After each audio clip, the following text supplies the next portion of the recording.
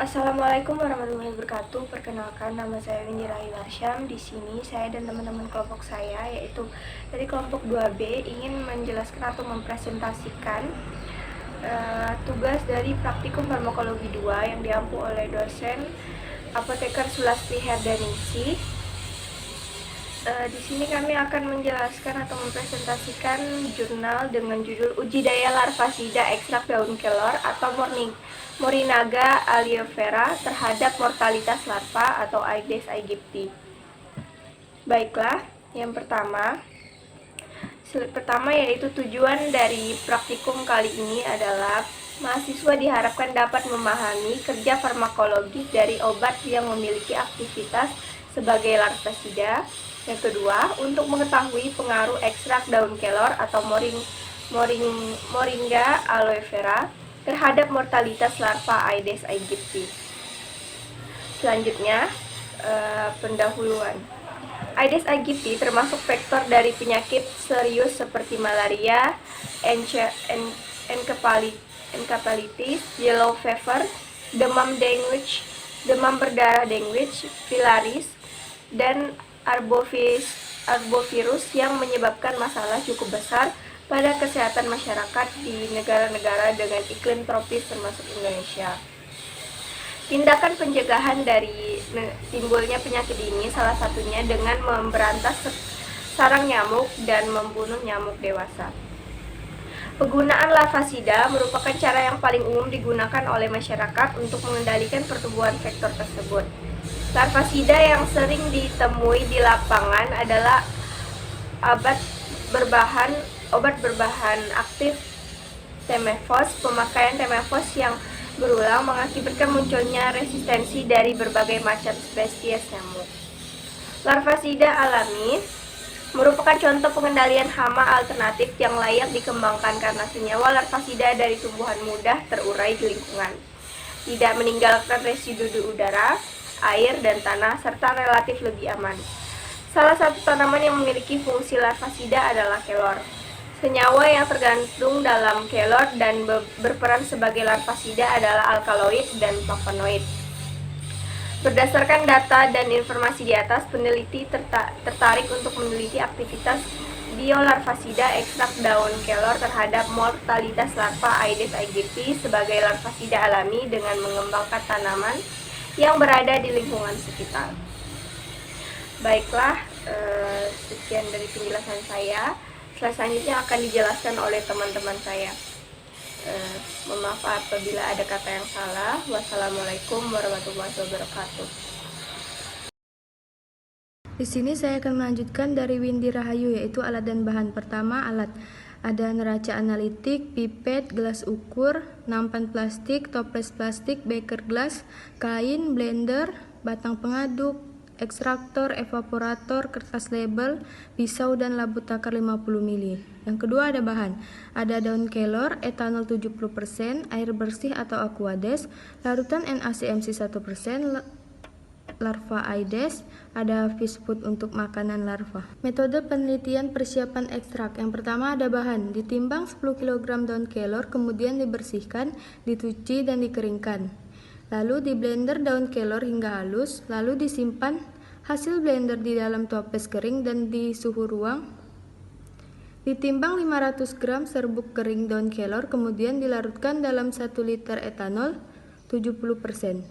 Dicampurkan daun kelor dan larutan etanol sampai diaduk secara berkala dan didiamkan selama 24 jam. Disaring larutan menggunakan kertas saring, lalu dimaserasi sisa ampas sebanyak 3 kali supaya semua zat yang terkandung dalam daun kelor terekstrak, dan dievaporasi filtrat yang diperoleh pada suhu 60 Celcius hingga didapat ekstrak daun kelor, dan didapatkanlah hasil. Assalamualaikum warahmatullahi wabarakatuh. Perkenalkan, nama saya Sanita Sari. Saya akan melanjutkan pembahasan yaitu pembuatan larutan stok. Baiklah, langsung saja. Pembuatan larutan stok. Yang pertama, ditimbang sebanyak 225 gram ekstrak dan dilarutkan ke dalam NaCMC 1% sampai volume 100 ml. Kemudian dibuat konsentrasi 1000, 2000, 3000, 4000, dan 5000 ppm untuk pembuatan larutan sampel, kemudian diambil menggunakan pipet volume sebanyak 4, 8, 12, 16, dan 20 ml dari larutan stok. Kemudian dimasukkan ke dalam labu ukur 100 ml. Kemudian ditambahkan Aquades sampai tanda batas. Selanjutnya yaitu uji metode penelitian uji larvasida. Yang pertama, dipindahkan larutan sampel ke dalam beker gelas 100 ml. Kemudian dibagi setiap kelompok, yaitu kelompok 1 kontrol negatif Aquades, kelompok 2 kontrol positif larutan sampel, kelompok 3 larutan sampel 1000, 2000, 3000, 4000, dan 5000 ppm. Kemudian dimasukkan 20 larva Aedes aegypti ke dalam masing-masing toples. Kemudian dilakukan replikasi sebanyak 5 kali. Dilakukan pengamatan selama 2, 4, 6, 8, 10, 12, 14, 16, 18, 20, 22, dan 24 jam. Kemudian dilakukan pengamatan setiap 2 jam, dihitung jumlah larva yang mati dan yang hidup. Baiklah, sekian dari saya. Wassalamualaikum warahmatullahi wabarakatuh. Baik, saya Yusril Iza Maulana. Di sini saya akan melanjutkan presentasi dari Sanita Sari, yaitu pada poin hasil. Di mana pada poin hasil di sini terdapat beberapa tabel ya. Nah, di sini juga terdapat beberapa tabel dan grafik juga.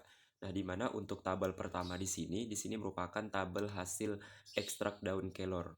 Pada pembuatan ekstrak daun kelor dilakukan sebanyak 4 kali ekstraksi dengan volume pelarut yang sama dan filtrat yang sama, yaitu masing-masing 1000 dan 900. Di mana untuk ekstrak daun kelor yang dihasilkan itu sedikit beragam ya, cuma nilainya hampir sama. Tapi kalau dirata-ratakan itu kurang lebih hampir sama seperti itu. Jadi dapat dilihat dari tabel pertama di sini untuk ekstrak yang dihasilkan. Nah, di mana pada masing-masing proses ekstraksi itu digunakan 500 gram ekstrak kasar kering daun kelor yang dilarutkan dalam 1 liter etanol 70%. Seperti itu. Nah, kemudian tabel selanjutnya juga masih dalam tabel 1 juga, itu merupakan hasil uji fitokimia, di mana untuk ekstrak daun kelor di sini dilakukan uji fitokimia, di mana teridentifikasi beberapa senyawa seperti flavonoid, kemudian tanin dan alkaloid.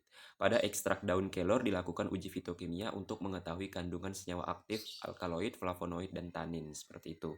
Ya, jadi ada 3 uji fitokimia yang teridentifikasi pada ekstrak daun kelor ini, di mana semua hasilnya adalah positif, seperti yang terlihat pada tabel yang saya kolom ya, seperti itu. Nah, selanjutnya di sini merupakan ada tabel 2 juga yang merupakan hasil analisis probit LC50 dan LT50 untuk ekstrak daun kelor. Uji kuantitatif dengan menggunakan spektroskopi UV vis, di mana hasil analisis menunjukkan bahwa ekstrak daun kelor positif mengandung alkaloid, flavonoid, dan tanin. Ya, seperti itu, dengan nilai LC50 atau ppm-nya itu sebesar 395 3,17, dengan LT50 dalam satuan jam itu 18,98 seperti itu. Nah, untuk gambar selanjutnya ini merupakan gambar grafik ya, di mana atau histogram, di mana ini menunjukkan grafik atau histogram rata-rata kematian larva tiap 2 jam selama pengamatan 24 jam. Pada grafik di atas menunjukkan rata-rata kecepatan kematian larva. Nah, untuk histogram di sini menunjukkan rata-rata kematian larva itu pada konsentrasi larutan keberapa. Nah, di sini dapat kita lihat bahwa grafik yang memiliki jumlah kematian tertinggi itu ada 5 larva dengan konsentrasi larutan itu 5000. Seperti itu. Ya. Selanjutnya untuk hasil yang ini mungkin nanti akan dijelaskan oleh teman saya atas nama Syarifah Aulia Aufa Al-Qadri. Nanti beliau yang akan menjelaskan mengenai histogram yang ini ya. Mungkin itu saja yang dapat saya sampaikan. Demikian saya ucapkan terima kasih. Kemudian hasil yang terakhir yaitu pada grafik waktu kematian. Nah, di sini menjelaskan tentang rata-rata kematian larva tiap 2 jam selama pengamatan dalam waktu 24 jam pada masing-masing kelompok larutan. Nah, untuk keterangannya, yaitu yang pertama di warna hijau, yaitu ada larutan ekstrak daun kelor, kemudian untuk warna merah ada larutan aquades, dan yang terakhir untuk warna biru itu ada larutan abet. Nah, kemudian di sini setelah kita lihat dari grafik dapat disimpulkan bahwa atau dapat dijabarkan bahwa berdasarkan data kecepatan kematian larva setiap 2 jam menunjukkan bahwa semakin tinggi konsentrasi larutan ekstrak daun kelor, menunjukkan semakin besar kemampuan ekstrak daun kelor untuk membunuh larva.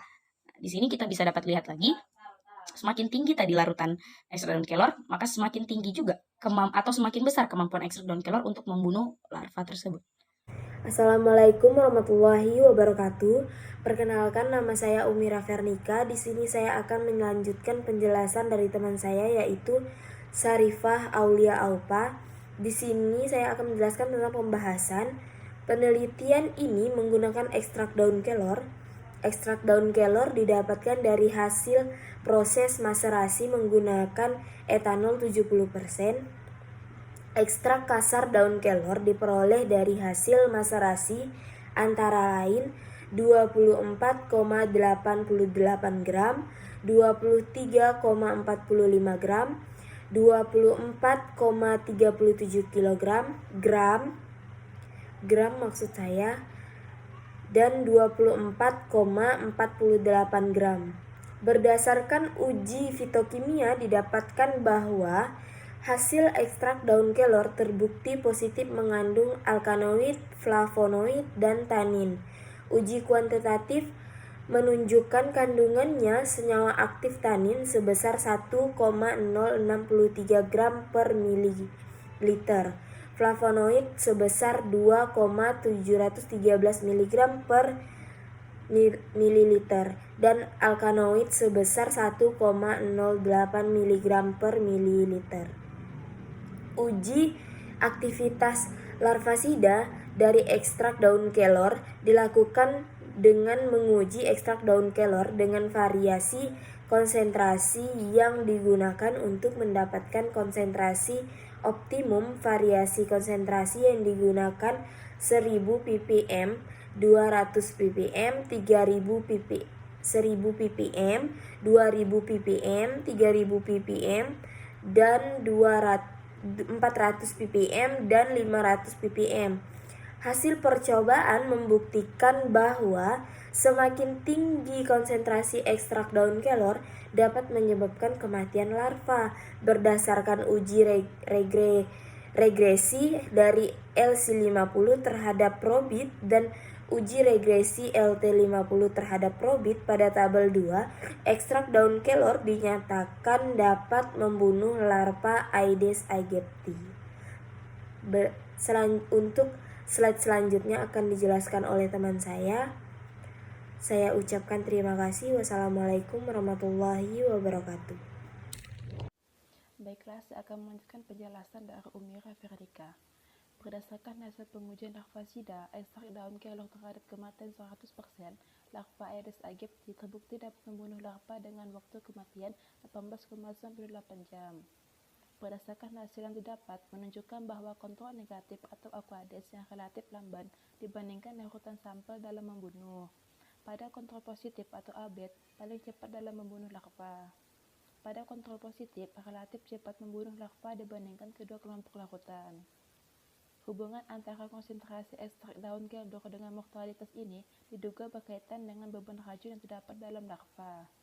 Larva yang mendapat konsentrasi racun yang tinggi memiliki kerja yang lebih cepat untuk mematikan larva apabila dibandingkan dengan larva yang mendapat perlakuan dengan konsentrasi yang lebih rendah.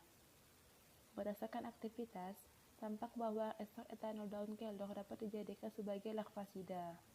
Kandungan metabolit sekunder seperti alkaloid, tanin, dan flavonoid yang di daun kelor mempengaruhi sistem saraf dan sistem pernapasan pada larva, sehingga menyebabkan kematian. Uji aktivitas kontrol positif atau bobok abet dapat membunuh larva lebih efektif dibandingkan dengan ekstrak daun kelor. Hal ini disebabkan larvasida sintesis mengandung racun utama, yaitu T-mepos. T-mepos adalah larvasida yang paling banyak digunakan untuk membunuh larva Aedes aegypti. Assalamualaikum warahmatullahi wabarakatuh. Saya Sofia Liviana ingin membaca kesimpulan Berdasarkan penelitian diuraikan di atas, maka dapat disimpulkan bahwa 1. Ekstrak etanol daun kelor dapat membunuh larva Aedes aegypti. 2. Kandungan metabolit sekunder seperti alkaloid, tanin, dan flavonoid yang ada di dalam daun kelor mempengaruhi sistem syaraf dan sistem pernapasan pada larva sehingga menyebabkan kematian. 3. Sedangkan tanin dapat menurunkan intensitas makan yang berakibat terganggunya pertumbuhan serangga. 4. Semakin tinggi konsentrasi larutan ekstrak daun kelor, semakin banyak menyebabkan kematian larva. Sekian dari kelompok kami. Mohon maaf jika ada kesalahan. Assalamualaikum warahmatullahi wabarakatuh.